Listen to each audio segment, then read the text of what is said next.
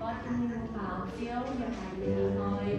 mình mua hải chiếu thì thôi như vậy hải đi như bên về cái dạng sản phẩm thì như bảo tuy nhiều bảo khi ôn tập bảo như dù sẽ toàn bảo đảm là dù giảm nữa